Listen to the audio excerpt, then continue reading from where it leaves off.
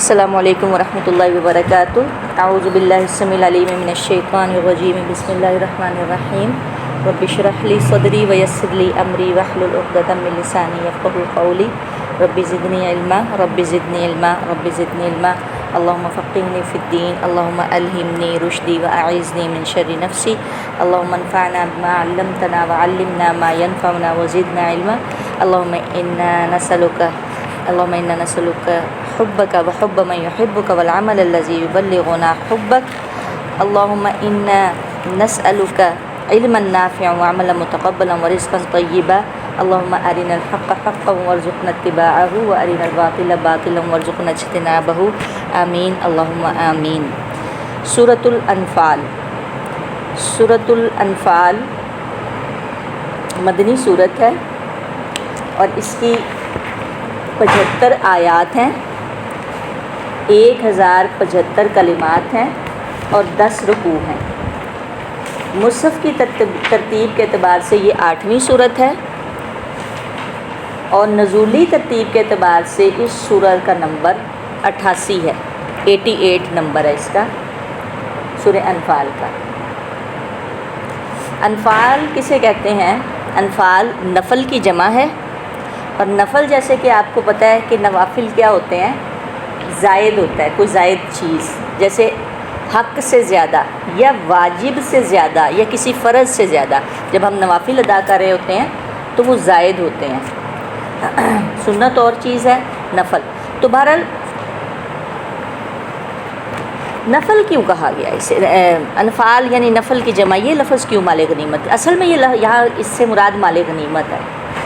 مال غنیمت ہے، اور جو 5ویں حصے کو نکال کر، یہاں مراد مال غنیمت ہے کہ 5ویں حصے کو نکال کر جو امام یا سپہ سالار ہوتا ہے یا جو لیڈر ہوتا ہے یا جو بھی پیشوا ہوتا ہے وہ اپنی فوج میں یا سپاہیوں میں وہ اس کو تقسیم کر دیتا ہے۔ اچھا، یہاں پر اسے انفال کیوں کہا گیا؟ نفل سے یا انفال سے کیوں یہ لفظ یہ کیوں استعمال ہوا مال غنیمت کے لیے؟ اس وجہ سے کہ جنگ کرنے کا اصل مقصد اسلام میں، جنگ کرنے کا اصل مقصد جو ہے وہ مال حاصل کرنا نہیں ہوتا۔ کہ جیسے کہ آپ کو پتہ ہے کہ پہلے کیا ہوتا تھا، جیسے ہی کوئی قوم اٹھتی، طاقتور ہوتی، طاقت آتی، پاور آتی، تو وہ دوسروں کو جو ہے نا لوٹ کھسوٹ شروع کر دیتے، لوٹ مار شروع کر دیتے، ان کی عورتوں کو اٹھا لیتے، ان کے بچوں کو اٹھا لیتے، زمینوں پہ قبضہ کرتے، جیسا کہ آپ لوگ اس وقت دیکھ رہے ہیں۔ جب اٹھتا ہے امریکہ، جب اٹھتا ہے اسرائیل، جب کوئی ابھی جو پاور ہے کیا کر رہا ہے، کبھی کہاں قبضہ کر رہا ہے، کبھی کہاں قبضہ کر رہا ہے، یہ سب اب بھی ہو رہا ہے۔ یہ پہلے بھی ہوتا تھا۔ ان کے جنگ کرنے کا یا ان کے قبضے کرنے کا کیا مقصد ہوتا ہے؟ پاور حاصل کرنا، بس۔ اسلام میں یہ سب کچھ نہیں۔ اسلام میں جو مال ہاتھ لگا ہے اس کو مال غنیمت یا انفال، مال غنیمت تو ہم کہہ رہے ہیں نا، اس کو کہا جاتا ہے انفال، یعنی وہ نفلی ہے، وہ زائد ہے۔ اس کا مطلب ہے کہ اسلام میں جنگ کرنے کا مقصد کیا ہے؟ وہاں پر دین کا، اسلام کا جھنڈا سر بلند کرنا ہے، اللہ کے کلمہ کو بلند کرنا ہے، نہ کہ مال حاصل کرنا ہے۔ اور اس کا اجر کیا ہوگا وہ کہاں ملے گا؟ آخرت میں۔ ہاں، دنیا میں اگر کچھ مال حاصل ہو جاتا ہے، کچھ بندوقیں، کچھ تلواریں، کچھ مال، کچھ ہیرے جواہرات، کوئی بھی چیز، کچھ ٹینکس، کچھ جیٹ طیارے، کچھ آپ کو حاصل ہو جاتا ہے تو وہ نفلی ہے، وہ زائد ہے، وہ ایکسٹرا، وہ آپ کے وہ فوج کے لیے یا مسلمانوں کے لیے ایک اللہ کا انعام ہوتا ہے۔ لیکن اصل جو انعام ہے وہ کہاں ملنا ہے؟ وہ جا کے جنت میں ملنا ہے۔ اس لیے اس کو انفال کہا گیا۔ پہلی امتوں پہ مال غنیمت حرام تھا۔ کیا کیا جاتا؟ کہ اس کو جلا دیا جاتا۔ اس میں آتا ہے نا کہ رسول اللہ صلی اللہ علیہ وسلم نے کیا فرمایا ہے، اس کے بارے میں ابھی ہم پڑھتے ہیں۔ اچھا، بہرحال اس کے علاوہ اس صورت میں 6 مرتبہ مسلمانوں کو ایمان کے وصف سے مخاطب کیا گیا ہے. کیا کہا گیا ہے؟ یا ایھا الذین آمنوا 6 مرتبہ. تو یہ مختلف ان کے لکھے ہوئے کہ کہاں کہاں، بہرحال 6 مرتبہ مسلمانوں کے ایمان کے وصف سے مخاطب کیا گیا.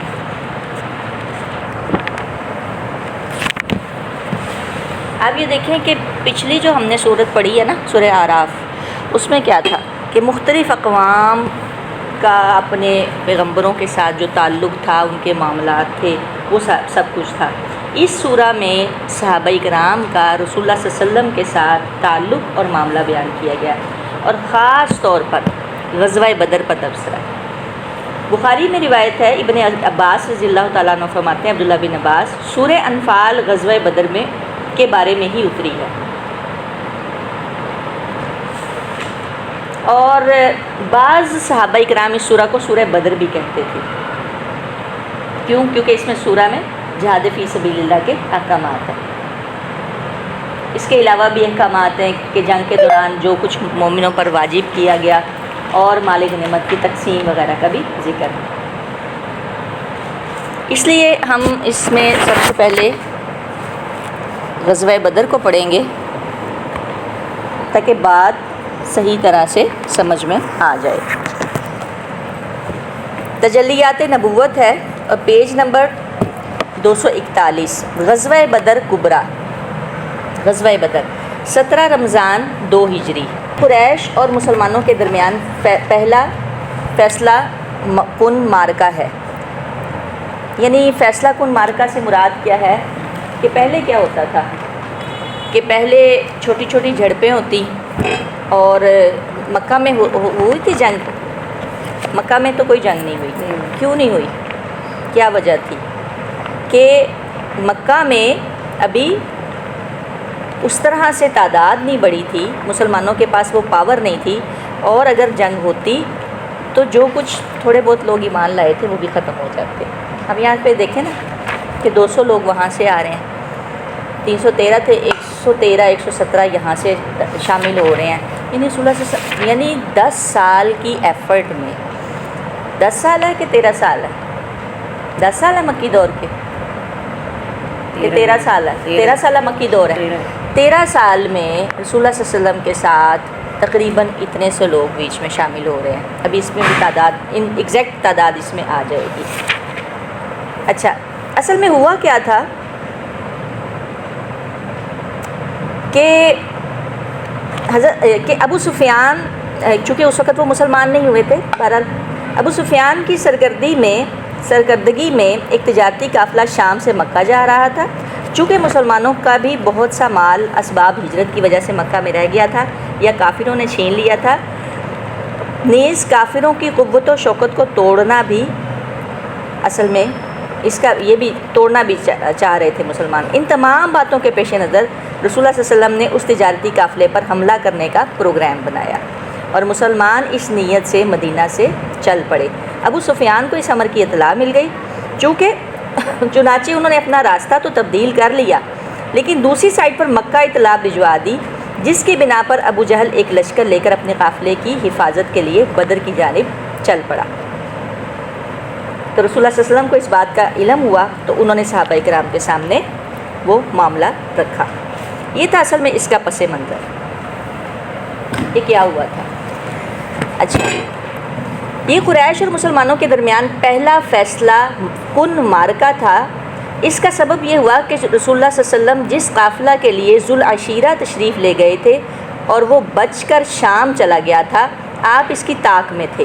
ٹھیک ہے، کیا ہوا تھا کہ خبر ملی کہ قافلہ جو ہے شام سے مدینہ کی طرف روانہ ہے، اور وہ مکہ سے گزر رہا ہے، اس کا گزر مکہ سے ہو رہا ہے، اور مال اسباب سے لدا ہوا ہے. آپ اس کی طاق میں تھے. اس کی خبر لانے کے لیے آپ نے شام کے مقام حورہ تک 2 آدمی بھیجے. چنانچہ جیسے ہی یہ قافلہ وہاں سے گزرا، انہوں نے جلدی سے مدینہ خبر پہنچائی، اور خبر ملتے ہی رسول اللہ صلی اللہ علیہ وآلہ وسلم نے صحابہ کرام رضوان اللہ علیہ مجمعین کو نکلنے کی دعوت دی، لیکن نکلنے کو ضروری قرار نہیں دیا. چنانچہ اس دعوت پر 313 314 یا 317 آدمیوں نے لبیک کہا، جس میں 82 یا 83 یا 86 مہاجرین تھے، 61 قبیلہ اوس کے اور 170 قبیلہ خزرج کے انصار تھے۔ انہوں نے مکمل تیاری بھی نہیں کی تھی۔ سواری میں صرف 2 گھوڑے اور 70 اونٹ تھے۔ 313 لوگ ہیں، 314 313 317 لوگ ہیں اور 2 گھوڑے اور 70 اونٹ ہیں۔ رسول اللہ صلی اللہ علیہ وسلم نے اس کے لیے سفید جھنڈا باندھا اور اسے حضرت مصعب بن عمیر رضی اللہ تعالیٰ عنہ کے حوالے کیا۔ اس کے علاوہ ایک جھنڈا مہاجرین کا تھا جسے حضرت علی بن ابو طالب رضی اللہ تعالیٰ عنہ لیے ہوئے تھے، اور ایک جھنڈا انصار کا تھا جسے سعد بن معاذ نے اٹھا رکھا تھا۔ مدینے کا انتظام ابن مکتوم، مکتوم کون تھے؟ یہ نبینا صحابی تھے، عذر کی وجہ سے شامل نہیں ہو سکتے تھے، اس وجہ سے ان کے حوالے کیا، لیکن روحہ کے مقام پر پہنچ کر ان کی جگہ ابو لبابہ بن عبد المنذر کو روانہ فرمایا۔ رسول اللہ صلی اللہ علیہ وسلم مدینے سے نکلے تو بدر منزل مقصود تھی۔ یہ مدینے کے جنوب مغرب میں 155 کلومیٹر کے فاصلے پر واقع ہے۔ اسے ہر طرف سے بلند پہاڑوں نے گھیر رکھا ہے۔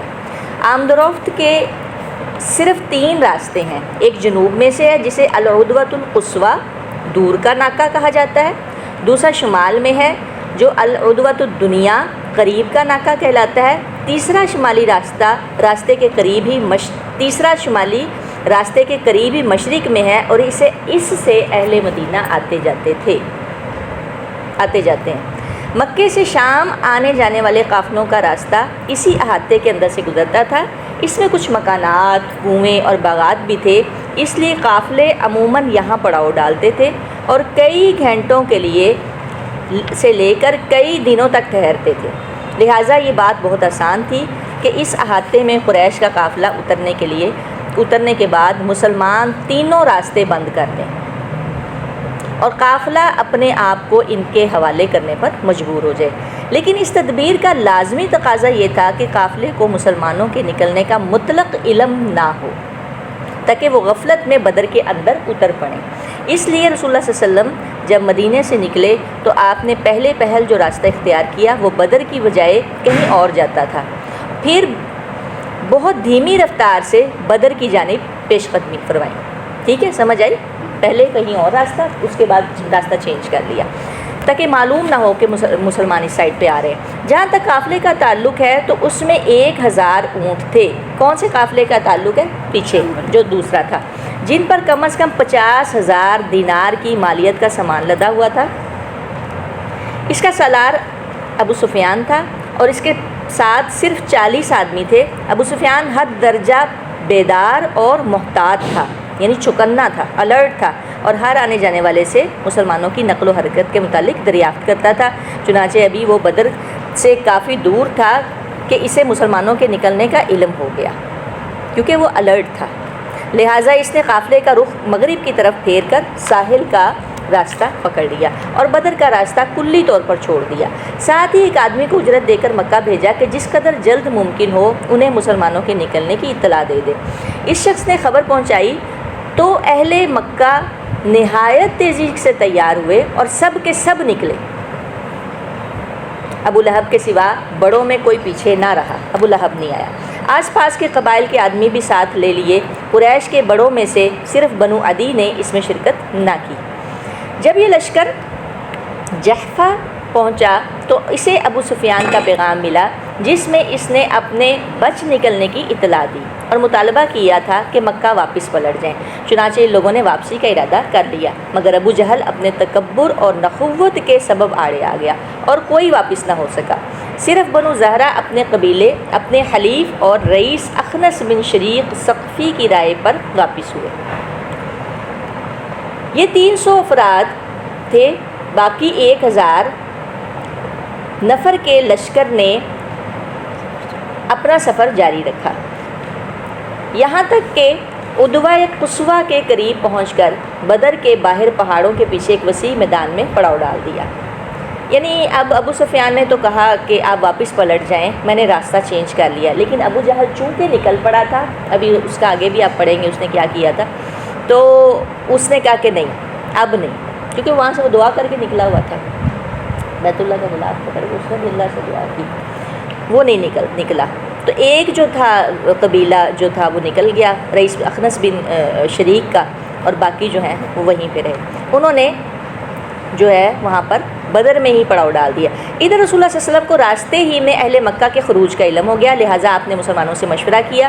اس پر حضرت ابو بکر صدیق رضی اللہ تعالیٰ عنہ اٹھے اور اچھی بات کہی، پھر حضرت عمر اٹھے پھر اچھی بات کہی، پھر حضرت مقداد رضی اللہ تعالیٰ عنہ اٹھے اور عرض پرداز ہوئے، اے اللہ کے رسول، واللہ ہم وہ بات نہیں کہیں گے جو بنی اسرائیل نے موسیٰ علیہ السلام سے کہی تھی، فَاذْهَبْ أَنْتَ وَرَبُّكَ فَقَاتِلَا إِنَّا هَاهُنَا قَاعِدُونَ، تم اور تمہارا رب جاؤ اور لڑو، ہم یہیں بیٹھے ہیں، بلکہ ہم آپ کے دائیں اور بائیں اور آگے اور پیچھے سے لڑیں گے۔ اس سے رسول اللہ صلی اللہ علیہ وسلم کا چہرہ مبارک دمک اٹھا اور آپ مسرور ہو گئے۔ اس کے بعد آپ نے فرمایا، اشیروا علی ایھا المسلمون، مسلمانوں مجھے مشورہ دو۔ اس پر انصار کے رئیس حضرت سعد بن معاذ رضی اللہ تعالیٰ عنہ اٹھے اور عرض پرداز ہوئے، یعنی فرمانے لگے، یا رسول اللہ صلی اللہ علیہ وسلم، گویا آپ ہماری طرف اشارہ فرما رہے ہیں تو اس ذات کی قسم، یعنی آپ مہاجرین تو ساتھ تھے، انصار سے اب میں بھی ان کا تھا کہ شاید ان سے مشورہ لے رہے ہیں، تو حضرت سعد بن معاذ اٹھے، کہنے لگے کہ آپ ہماری طرف اشارہ فرما رہے ہیں تو اس ذات کی قسم جس نے آپ کو حق کے ساتھ بھیجا ہے، اگر آپ ہمیں سمندر میں لے چلیں اور اس میں کودنا چاہیں تو ہم اس میں بھی آپ کے ساتھ کود پڑیں گے، ہمارا ایک آدمی بھی پیچھے نہ رہے گا، ہم قطعاً کوئی ہچکچاہٹ نہیں، ہمیں کوئی قطعاً ہچکچاہٹ نہیں کہ کل آپ ہمارے ساتھ دشمن سے ٹکرا جائیں، ہم جنگ میں پامرد یعنی جواں مرد اور لڑنے میں جواں مرد ہیں، یعنی جنگ تو جو ہے وہ جنگ کرنا تو ان کے بائیں ہاتھ کا کھیل تھا، اور توقع ہے کہ اللہ آپ کو ہمارے وہ جوہر دکھلائے گا جس سے آپ کی آنکھیں ٹھنڈی ہو جائیں گی، لہٰذا آپ ہمیں لے کر بڑھے، اللہ برکت دے۔ انہوں نے گفتگو کے دوران میں یہ بھی کہا کہ اس ذات کی قسم جس نے آپ کو حق کے ساتھ بھیجا ہے، اگر آپ پیش قدمی کرتے ہوئے برق غماد تک جائیں تب بھی ہم آپ کے ساتھ جائیں گے۔ اس سے رسول اللہ صلی اللہ علیہ وسلم پر خوشی کی لہر دوڑ گئی، آپ نے فرمایا، سیروا وابشروا فإن اللہ تعالی قد وعدنی احدى الطائفتین واللہ لکأنی انظر الآن الی مصارع القوم، چلو اور خوش ہو جاؤ کیونکہ مجھ سے اللہ تعالیٰ نے دو گروہوں میں سے ایک کا وعدہ فرمایا ہے، واللہ اس وقت میں گویا قوم کی قتل گاہیں دیکھ رہا ہوں۔ پھر آپ نے بدر کی جانب پیش قدمی کی اور وہاں اسی رات پہنچے جس رات مشرکین پہنچے تھے۔ وہاں پہنچ کر آپ نے میدان بدر کے اندر ادوائے دنیا کے قریب پڑاؤ ڈالا، لیکن حضرت حباب بن منذر نے مشورہ دیا کہ آپ اگر آگے بڑھ چلیں اور جو چشمہ دشمن کے سب سے زیادہ قریب ہے اس پر پڑاؤ ڈالیں تاکہ مسلمان حوض بنا کر اپنے لیے پانی جمع کر لیں اور بقیہ چشموں کو پاٹ دیں، اس طرح دشمن پانی سے محروم رہ جائے گا۔ چنانچہ آپ نے یہی کیا۔ یہ کیا تھا؟ یہ اصل میں جنگی چال تھی، یہ نہیں کہ کسی کو پانی سے محروم کرنا تھا، یہ جنگی چالیں ہوتی ہیں اور یہ چلنی پڑتی ہیں۔ چنانچہ آپ نے یہی کیا۔ پھر مسلمانوں نے ایک چھپر بنایا جو نبی کریم صلی اللہ علیہ وسلم کی قیادت گاہ تھا، یعنی ایک چھوٹی سی منڈیر ٹائپ بنائی جس میں رسول اللہ صلی اللہ علیہ وسلم وہاں پر قیام پذیر تھے۔ اس پر حضرت سعد بن معاذ رضی اللہ تعالیٰ عنہ کی کمان میں انصاری جوانوں کی ایک جماعت پہرے اور حفاظت کے لیے مقرر کر دی۔ اس کے بعد رسول اللہ صلی اللہ علیہ وسلم نے لشکر کی ترتیب فرمائی اور میدان جنگ کا چکر لگایا۔ وہاں آپ نے ہاتھ کا اشارہ کر کے فرمایا، ھذا مصرع فلان وھذا مصرع فلان غدا انشاءاللہ، یہ کل فلاں کی قتل گاہ ہے، یہ کل فلاں کی قتل گاہ ہے انشاءاللہ۔ اس کو صحیح مسلم روایت کر رہے ہیں۔ پھر ایک درخت کی جڑ کے پاس نماز پڑھتے ہوئے رات گزاری۔ مسلمانوں نے بھی پورے اعتماد کے ساتھ پرسکون رات گزاری اور اللہ نے بارش نازل فرمائی، جیسا کہ اس کا ارشاد ہے، اذ یغشیکم الناس اذ یغشیکم النعاس امنۃ منہ وینزل علیکم من السماء ماء لیطہرکم بہ ویذہب عنکم رجز الشیطان ولیربط علی قلوبکم وَيُثَبِّتَ بِهِ الْأَقْدَامَ، جب اللہ تم پر اپنی طرف سے امن بے خوفی کے طور پر نیند طاری کر رہا تھا اور تم پر آسمان سے پانی برسا رہا تھا تاکہ تمہیں اس کے ذریعے سے پاک کر دے اور تم سے شیطان کی گندگی دور کر دے، تمہارے دل مضبوط کر دے اور تمہارے قدم جما دے۔ سورہ انفال۔ پھر صبح ہی یعنی جمعے کا دن تھا، 17 رمضان المبارک 2 ہجری کو دونوں فوجوں کا آمنا سامنا ہوا تو رسول اللہ صلی اللہ علیہ وسلم نے دعا فرمایا۔ اے اللہ یہ قریش ہے جو اپنے غرور و تکبر کے ساتھ تیری مخالفت کرتے ہوئے اور تیرے رسول کو جھٹلاتے ہوئے آئے ہیں، اے اللہ تیری مدد جس کا تو نے مجھ سے وعدہ کیا ہے، اے اللہ آج انہیں اینٹ کر رکھ دے۔ پھر آپ نے صفیں برابر کی اور فرمایا جب تک میرا حکم نہ آ جائے لڑائی شروع نہ کرنا۔ نیز فرمایا جب وہ تمہارے قریب آ جائیں تو ان پر تیر چلانا اور اپنے تیروں کو بچائے رکھنے کی کوشش کرنا، اور جب تک تم پر وہ چھا نہ جائیں تلوار نہ کھینچنا۔ اس کے بعد آپ اپنی چھپر میں واپس چلے گئے، یعنی ابھی یہ سارے احکامات دے کے تو پھر واپس گئے۔ آپ کے ساتھ ابوبکر صدیق رضی اللہ تعالیٰ عنہ بھی تھے۔ آپ نے اللہ عز و جل سے بڑے سوز کے ساتھ دعا فرمائی، یہاں تک کہ فرمایا اللہم ان تہلک ھذہ العصابۃ اليوم لا تعبد ابدا، اللہم ان شئت لم تعبد بعد اليوم ابدا۔ اے اللہ اگر آج یہ جماعت ہلاک ہو گئی تو پھر کبھی تیری عبادت نہ کی جائے گی۔ کتنے تھے؟ ابھی آپ تعداد پڑھ رہے ہیں، اتنی تھوڑی تعداد، اس میں پورے مکمل جوان بھی نہیں تھے، بچے بھی شامل تھے۔ اللہ اگر تو چاہے تو آج کے بعد کبھی تیری عبادت نہ کی جائے۔ آپ نے خوب تضرع اور خلوص کے ساتھ دعا کی، اگر یہ جماعت یعنی ہلاک ہو گئی تو خوب تضرع اور خوب گڑگڑاہٹ اور خلوص کے ساتھ دعا کی، یہاں تک کہ آپ کی چادر آپ کے کندھوں سے گر گئی۔ حضرت ابوبکر صدیق رضی اللہ تعالیٰ عنہ نے چادر درست کی اور عرض پرداز ہوئے فرمانے لگے اے اللہ کے رسول بس فرمائیے، آپ نے اپنے رب سے جی بھر کے دعا فرما لی ہے۔ دوسری طرف مشرکین کی صورتحال یہ تھی، اب یہ دیکھیں کہ رسول اللہ صلی اللہ علیہ وسلم کا سلوک کیا، جن کو ہم نعوذ باللہ من ذالک، اب یہاں پہ رسول اللہ صلی اللہ علیہ وسلم کا طریقہ کار دیکھیں، ہم کیا کر رہے ہوتے ہیں اپنے کسی بھی ایسے معاملے سے پہلے، اور رسول اللہ صلی اللہ علیہ وسلم کیا کر رہے ہیں۔ مشرکین کا دیکھیں، ابو جہل نے اللہ سے فیصلے کی دعا کی، اس نے کہا، اسی لیے وہ واپس نہیں تھا لوٹا، اے اللہ ہم میں سے جو فریق قرابت کو زیادہ کاٹنے والا ہو اور غلط حرکتیں زیادہ کرنے والا ہے اسے آج توڑ دے۔ اللہ کو مانتا تھا، مشرک اللہ کو مانتے تھے لیکن اس کے ساتھ شریک ٹھہراتے تھے، اور تعصب کیا تھا کہ وہ بچہ، میں یہود کی یہاں پہ بات نہیں کری، یہاں پہ مشرکین مکہ کی، قریش مکہ کی بات کر رہی ہیں، کس تعصب کی وجہ سے ایمان نہیں لائے کہ وہ بچہ جو کل کو بچہ تھا وہ آج ہمیں اٹھ کے کہے گا۔ آج دیکھیں نا، آج جب کسی بزرگ کسی بڑے کسی کو کہہ دیں کہ آپ غلط کر رہے ہیں تو تمہاری اوقات ہے، تم مجھے یہ بات کرو، ساری زندگی ہم نے گزار دی۔ تو بہرحال تعصب تھا، اصل وجہ تھی۔ اب اللہ کو تو وہ پکار رہا، کہا جاتا ہے کہ بیت اللہ کا وہ پکڑ کے تم پھر اس نے دعا کی تھی، اے اللہ ہم میں سے جو فریق قرابت کو زیادہ کاٹنے والا اور غلط حرکتیں زیادہ کرنے والا ہے اسے آج توڑ دے۔ اے اللہ ہم میں سے جو فریق تیرے نزدیک زیادہ محبوب اور زیادہ پسندیدہ ہے آج اس کی مدد فرما۔ مبارزت اور قتال، مبارزت کسے کہتے ہیں؟ جنگ سے پہلے جب ایک دوسرے کے سامنے آمنے سامنے آیا جاتا ہے۔ اس کے بعد قریش کے 3 بہترین سوار عتبہ، شیبہ فرزندان ربیہ اور ولید بن عتبہ آگے آئے۔ عتبہ اور مسلمانوں کو دعوت مبارزت کی۔ جواب میں انصار کے 3 نوجوان نکلے۔ مشرکین نے کہا ہم اپنے چچیرے بھائیوں کو چاہتے ہیں۔ چنانچہ اب حضرت عبیدہ بن حارث، حمزہ اور علی آگے بڑھے۔ حضرت حمزہ رضی اللہ تعالیٰ عنہ نے، حضرت حمزہ کا پتہ ہے نا کون ہے، شیبہ کو، اور علی، حضرت حمزہ نے شیبہ کو اور علی رضی اللہ تعالیٰ نے ولید کو ٹھکانے لگایا۔ البتہ عبیدہ اور عتبہ کے درمیان 2 ضربوں کا تبادلہ ہوا اور ایک نے دوسرے کو اچھی طرح زخمی کیا، لیکن اتنے میں حضرت علی اور حضرت حمزہ اپنے شکار سے فارغ ہو کر عتبہ پر ٹوٹ پڑے اور اسے قتل کر کے حضرت عبیدہ کو اٹھا لائے۔ ان کا پاؤں کٹ گیا تھا، اس وجہ سے 4 یا 5 دن بعد مدینہ واپسی کے دوران صفرا میں ان کا انتقال ہو گیا۔ مبارزت کا نتیجہ مشرکین کے لیے برا ثابت ہوا، چنانچہ وہ غصے سے بے قابو، ابھی پراپر مڈ بھیڑ نہیں ہوئی تھی، مبارزت ہوئی تھی کہ کچھ لوگ اب بیچ میں سے نکلیں اور اپنے جوہر دکھائیں۔ چنانچہ وہ غصے سے بے قابو ہو کر مسلمانوں کی صفوں پر نہایت تند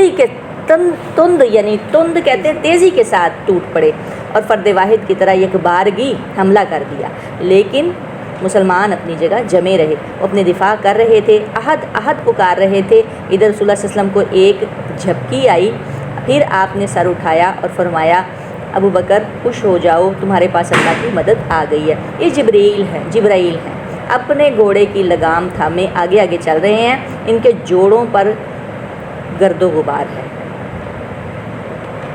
اس دن اللہ تعالیٰ نے 1000 فرشتوں کے ذریعے سے مسلمانوں کی مدد کی تھی۔ فرشتہ تو ویسے ایک ہی کافی ہوتا ہے، لیکن اللہ تعالیٰ نے 1000 فرشتے، کیونکہ وہاں پہ 1000 کی تعداد تھی، یہ 313 تھے۔ پھر رسول اللہ صلی اللہ علیہ وسلم زیرہ پوش سپاہیانہ شان سے آگے بڑھے، یعنی رسول اللہ صلی اللہ علیہ وسلم زیرہ پہنی ہوئی، جنگی لباس پہنا ہوا تھا۔ اس وقت آپ یہ آیت تلاوت فرمائے تھے، سَيُهْزَمُ الْجَمْعُ وَيُوَلُّونَ الدُّبُرَ، ان قریب یہ جتھا شکست کھا جائے گا اور پیٹھ پھیر کر بھاگے گا۔ سورہ قمر کی آیت ہے، بخاری نے بھی اس کو روایت کیا۔ پھر آپ صلی اللہ علیہ وسلم نے ایک مٹھی کنکریلی مٹی لی اور شاہت الوجوہ، چہرے بگڑ جائے کہتے ہوئے مشرکین کے چہروں پر دے ماری۔ اللہ کی قدرت، ایک مٹھی لی ہے مٹی کی اور وہ رسول اللہ صلی اللہ علیہ وسلم نے پھینکی ہے اور یہی فرمایا کہ چہرے بگڑ جائیں۔ اللہ کی قدرت، کوئی مشرک نہ بچا جس کی دونوں آنکھوں نتنوں میں ایک مٹھی مٹی میں سے کچھ نہ کچھ نہ گیا ہو۔ اسی کے متعلق اللہ تعالیٰ فرماتے ہیں کہ وَمَا رَمَيْتَ إِذْ رَمَيْتَ وَلَكِنَّ اللَّهَ رَمَىٰ، جب آپ نے پھینکا تو در حقیقت آپ نے نہیں پھینکا بلکہ اللہ نے پھینکا۔ یہ بھی سورہ انفال میں ہی ہے۔ پھر رسول اللہ صلی اللہ علیہ وسلم نے مسلمانوں کو مشرکین پر حملے کا حکم اور جنگ کی ترغیب دیتے ہوئے فرمایا۔ اب صحیح آرڈر آیا، شدو، چڑھ دوڑو۔ چنانچہ مسلمان جن کا جوش جہاد ابھی شباب پر تھا چڑھ دوڑے، اور ان کے جوش و خروش میں دیکھ کر مزید تیزی آ گئی کہ رسول اللہ صلی اللہ علیہ وسلم بنفس نفیس ان کے درمیان موجود ہیں اور سب سے آگے بڑھ کر لڑ رہے ہیں۔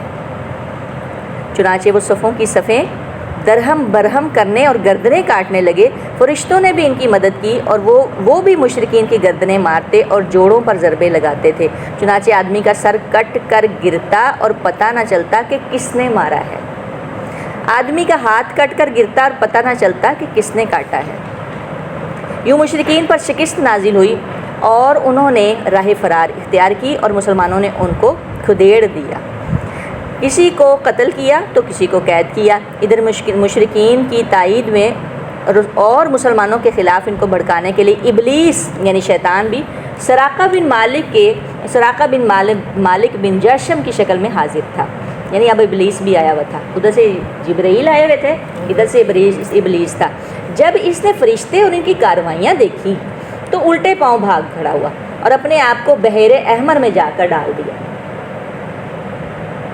ریڈ سی۔ ابو جہل کا قتل۔ ابو جہل ایک ایسے گروہ میں تھا جنہوں نے اس کے گرد اپنی تلواریں اور نیزوں کی باڑ قائم کر رکھی تھی، کیونکہ سردار تھا یہ۔ ادھر مسلمانوں کی صف میں حضرت عبد الرحمن بن عوف رضی اللہ تعالیٰ عنہ کے ارد گرد 2 انصاری جوان تھے جن کی موجودگی سے وہ مطمئن نہ تھے کہ اتنے میں ایک نے اپنے ساتھی سے چھپا کر ان سے کہا، چچا جان مجھے ابو جہل دکھلا دیجئے۔ انہوں نے یہ بات انہیں کیوں نہیں پتا تھا ابو جہل کون ہے؟ کیونکہ اب انہیں انصاریوں کو تو نہیں پتا تھا کہ ابو جہل کون ہے، وہ تو مکہ سے آئے ہوئے تھے اور نہیں جانتے تھے اور تھے بھی نوجوان۔ تو انہوں نے کہا کہ ابو جہل، اس ٹائم کوئی میڈیا کا تو دور نہیں تھا کہ ابو جہل کی ہمارے سامنے نیتن کی جس طرح تصویر ہے تو ابو جہل کو جانتے ہوں، نہیں جانتے تھے۔ ابو جہل، چچا جان مجھے ابو جہل دکھلا دیجئے۔ انہوں نے کہا اسے کیا کرو گے؟ اس نے کہا مجھے بتایا گیا کہ وہ رسول اللہ صلی اللہ علیہ وسلم کو گالی دیتا ہے۔ اس ذات کی قسم جس کے ہاتھ میں میری جان ہے، اگر میں نے اس کو دیکھ لیا تو میرا وجود اس کے وجود سے جدا نہ ہوگا یہاں تک کہ ہم میں سے جس کی موت پہلے وہ مر جائے۔ اتنے میں دوسرے نے بھی یہی بات کہی۔ اس کے بعد جب صفیں پھٹ گئیں تو عبد الرحمن بن عوف رضی اللہ تعالیٰ عنہ نے دیکھا کہ ابو جہل چکر کاٹ رہا ہے۔ انہوں نے دونوں کو اسے دکھلا دیا۔ وہ دونوں ابو جہل پر جھپٹ پڑے اور تلوار مار کر اسے قتل کر دیا۔ ایک نے پنڈلی پر ضرب لگائی اور اس کا پاؤں یوں اڑ گیا جیسے موصل کی مار پڑنے سے گٹھلی اڑ جاتی ہے، اور دوسرے نے بری طرح زخمی کر دیا، اس حال میں چھوڑا کہ صرف سانس آ جا رہی تھی۔ اس کے بعد رسول اللہ صلی اللہ علیہ وسلم کے پاس آئے اور دونوں کا دعویٰ تھا کہ میں نے قتل کیا ہے۔ آپ نے تلواریں دیکھیں اور فرمایا کلاکما قتلہ، تم دونوں نے اسے قتل کیا. یہ دونوں جوان کون تھے؟ یہ دونوں جوان افرا کے صاحبزادے معاذ اور معوذ رضی اللہ تعالیٰ عنہما تھے. معوذ رضی اللہ تعالیٰ عنہ تو اسی غزوہ میں شہید ہو گئے. البتہ معاذ رضی اللہ تعالیٰ عنہ حضرت عثمان غنی کے دور خلافت تک زندہ رہے. رسول اللہ صلی اللہ علیہ وسلم نے انہی کو ابو جہل کا سامان دیا. معرکہ ختم ہو گیا. سامان دیا سے مراد شاید وہ مال غنیمت میں جو کچھ ہوا. معرکہ ختم ہو گیا تو لوگ ابو جہل کی تلاش میں نکلے. حضرت عبداللہ بن مسعود رضی اللہ تعالیٰ عنہ نے اسے پا لیا. ابھی اس کی آخری سانس آ جا رہی تھی. انہوں نے اس کی گردن پر پاؤں رکھا اور سر کاٹنے کے لیے داڑھی پکڑی اور فرمایا او اللہ کے دشمن آخر اللہ نے تجھے رسوا کیا نا. اس نے کہا مجھے کاہے کا رسوا کیا؟ کیا جس شخص کو تم لوگوں نے قتل کیا اس سے اوپر بھی کوئی آدمی ہے؟ اب تکبر دیکھیں، اکڑ دیکھیں کہ مرنے کے قریب ہے، اکڑ نہیں ختم ہو رہی. اللہ کے نبی ہونا یہ ابو جہل جو ہے نا یہ اس امت کا فرعون ہے. پھر بولا کاش مجھے کسانوں کی بجائے کسی اور نے قتل کیا ہوتا. کسان کیوں کہا گیا کہ یہ جو انصار تھے ان کا پیشہ کھیتی باڑی تھا، کاشتکاری تھی مدینہ والوں کا، تو اس لیے ان کو کسان کہتا ہے. کسانوں کی بجائے مجھے کسی اور نے قتل کیا ہوتا. اس کے بعد کہنے لگا مجھے بتاؤ آج فتح کس کی ہوئی ہے؟ یعنی اسے شاید وہ بات یاد تھی جو بات کی دعا کر کے نکلا تھا. حضرت عبداللہ بن مسعود رضی اللہ تعالیٰ نے کہا کہ اللہ اور اس کے رسول کی. ابو جہل نے کہا او بکریوں کے چرواہے تو بڑی مشکل جگہ پر چڑھ گیا ہے. استغفر اللہ العظیم.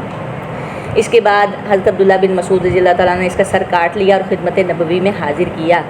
ایک جگہ پہ آتا ہے کہ ایک روایت میں آتا ہے کہ کہنے لگا کہ میری گردن جو ہے نا وہ تھوڑی سی نیچے رکھ کے کاٹنا، یعنی تھوڑی لمبی کر کے، تاکہ پتہ چلے کہ سردار کی گردن پڑی ہوئی ہے. رسول اللہ صلی اللہ علیہ وسلم نے فرمایا اللہ اکبر. اب رسول اللہ صلی اللہ علیہ وسلم کا انداز دیکھیں. وہ ابو جہل کا انداز تھا، اکڑ کتنی تھی مرتے وقت. رسول اللہ صلی اللہ علیہ وسلم اب جو فتح ہو رہی ہے تو اب اللہ کے نبی کا انداز دیکھیں. اللہ اکبر والحمد للہ صدق وعدہ ونصر عبدہ وہزم الاحزاب وحدہ. اللہ سب سے بڑا، تمام تعریف اللہ کے لیے جس نے اپنا وعدہ سچ کر دکھایا، اپنے بندے کی مدد فرمائی اور تنہا سارے گروہوں کو شکست دے دی. کس نے تنہا؟ اللہ کے نبی لڑے ہیں، صحابہ کرام لڑے ہیں، زخمی ہوئے، اور اللہ کے نبی کہہ رہے ہیں تنہا. وہزم الاحزاب وحدہ کہ تنہا تمام گروہوں کو شکست دیتی. پھر فرمایا ھذا فرعون ھذہ الامہ، یہ اس امت کا فرعون ہے، یعنی ابو جہل. یوم الفرقان، فیصلے کا دن. یہ مارکہ کفر و ایمان کا مارکہ تھا. اس میں آدمی نے اپنے چچا سے، باپ نے اپنے بیٹے سے، بھائی نے اپنے بھائی سے اور قرابت دار نے اپنے قریب ترین لوگوں سے جنگ کی. حضرت عمر نے اپنے ماموں عاص بن ہشام کو قتل کیا. حضرت ابوبکر صدیق نے اپنے بیٹے عبد الرحمن کا مقابلہ کیا، اور مسلمانوں نے رسول اللہ صلی اللہ علیہ وسلم کے چچا حضرت عباس رضی اللہ تعالیٰ عنہ کو قید کر لیا. یہ عبداللہ بن عباس حضرت عباس کے بیٹے ہیں. یوں قرابت کے تعلقات کٹ گئے. اللہ نے کلمہ ایمان کو کلمہ کفر پر بلندی عطا کی اور حق کو باطل سے جدا کر دیا. اسی لیے اس دن یعنی 17 رمضان مبارک کو یوم الفرقان کہا جاتا ہے، یعنی حق و باطل میں فیصلہ کرنے والا. فریقین کے مقتولین. اس مارکے میں 14 مسلمان شہید ہوئے، 6 مہاجرین اور 8 انصار. انہیں میدان بدر میں ہی سپرد خاک کر دیا گیا. ان کی قبریں ابھی معروف ہیں، دیکھی ہوں گی آپ لوگ جو گئے ہوں گے میدان بدر میں. مشرکین کے 70 اور قبریں بھی کافی یعنی بڑی بڑی ہیں. مشرکین کے 70 آدمی مارے گئے، 70 قید ہوئے. مرنے والوں میں زیادہ تر سربر آوردہ لوگ تھے. کون تھے؟ یعنی سردار تھے، بڑے بڑے لوگ تھے. ان میں سے 24 سرداروں کے لاشیں کھینچ کر بدر کے ایک گندے اور ناپاک کنویں میں پھینک دیے گئے.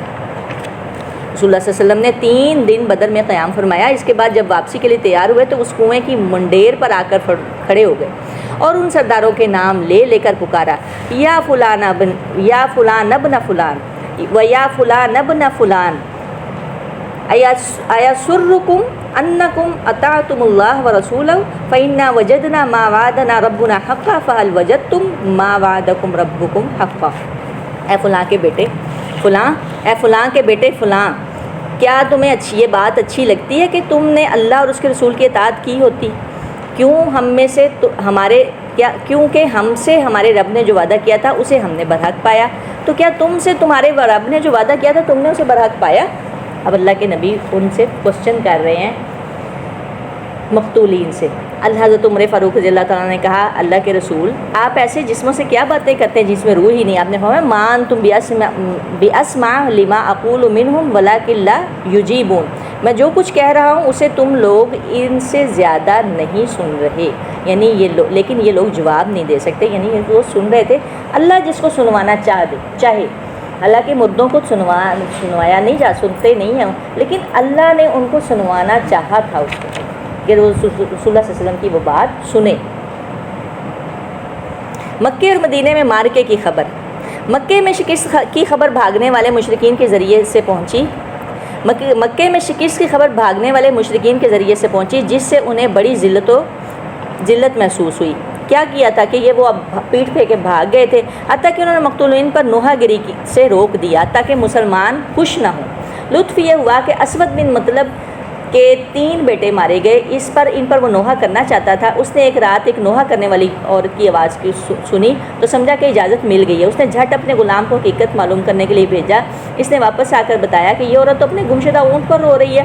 اسود نے یہ سن کر اپنے آپ پر قابو نہ رکھ سکا اور بے اختیار پکار اٹھا، یعنی وہ نوحہ کرتا ہے کہ کیا وہ اس بات پہ روتی ہے کہ اس کا اونٹ غائب ہو گیا اور اس پر بے خوابی نے اس کی نیند حرام کر رکھی ہے؟ تو اونٹ پر نہ رو بلکہ بدر پر رو جہاں پہ قسمتیں پھوٹ گئی۔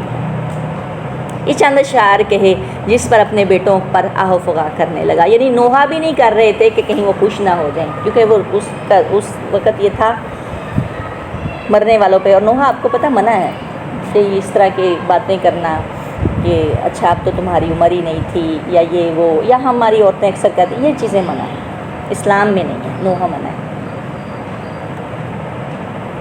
ہم نے کیا کہنا ہے؟ یا اللہ ہم تیری رضا پہ راضی ہیں۔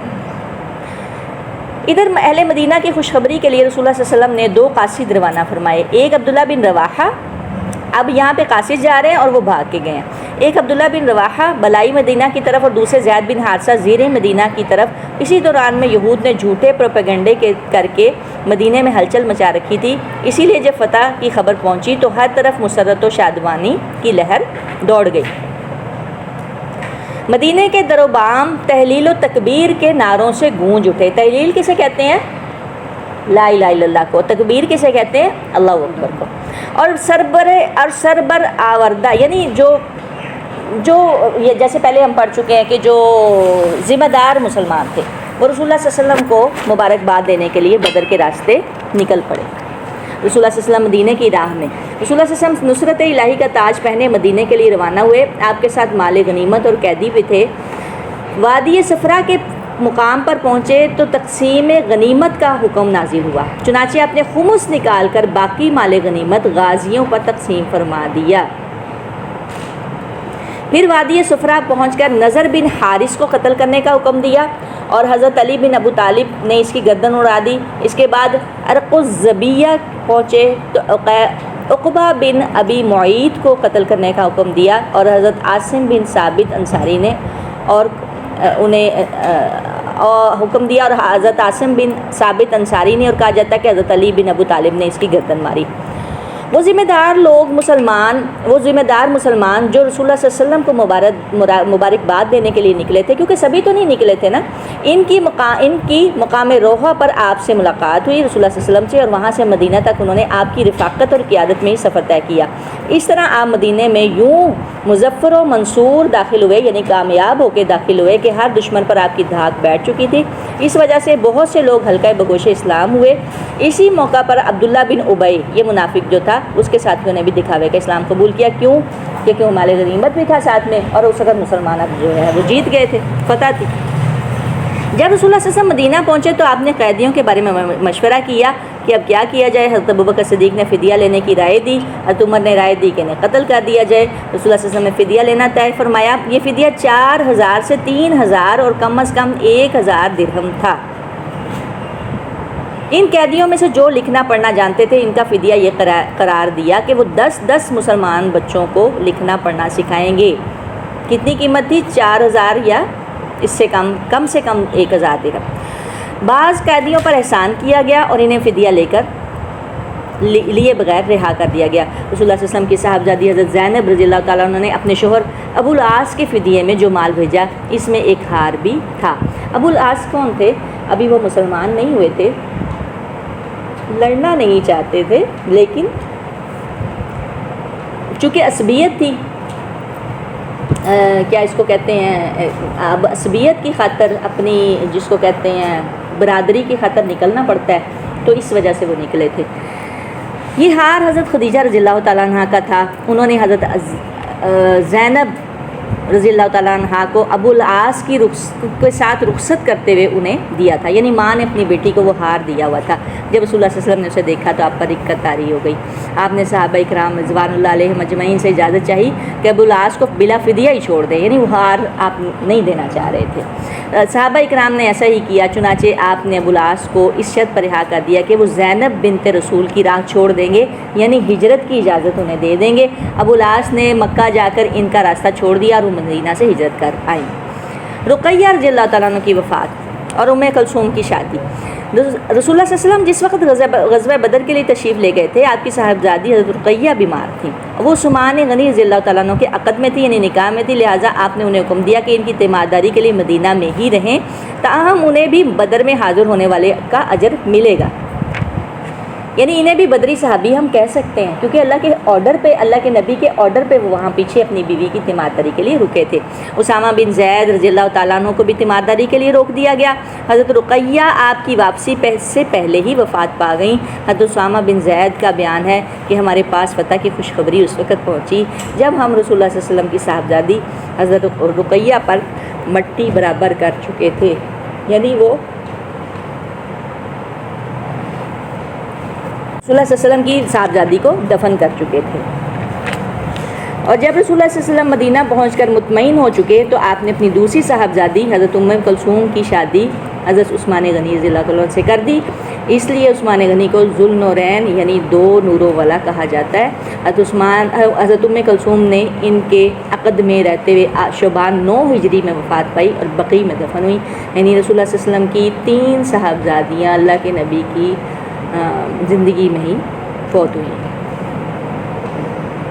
اب یہ دیکھیں کہ اللہ کے راستے میں نکلے ہیں، پیچھے خاندان پہ کیا گزر رہی، بیٹی بیمار ہے اور بیٹی کو دفن کر چکے ہیں، ویٹ نہیں کر سکتے تھے اس وقت، کون سے کوئی جہاز تھے یا کوئی گاڑیاں چلتی تھیں، کتنے دنوں کی مسافت ہے، لیکن ان سب سے بالا ہو کے رسول اللہ صلی اللہ علیہ وسلم نے دین کی خدمت کی۔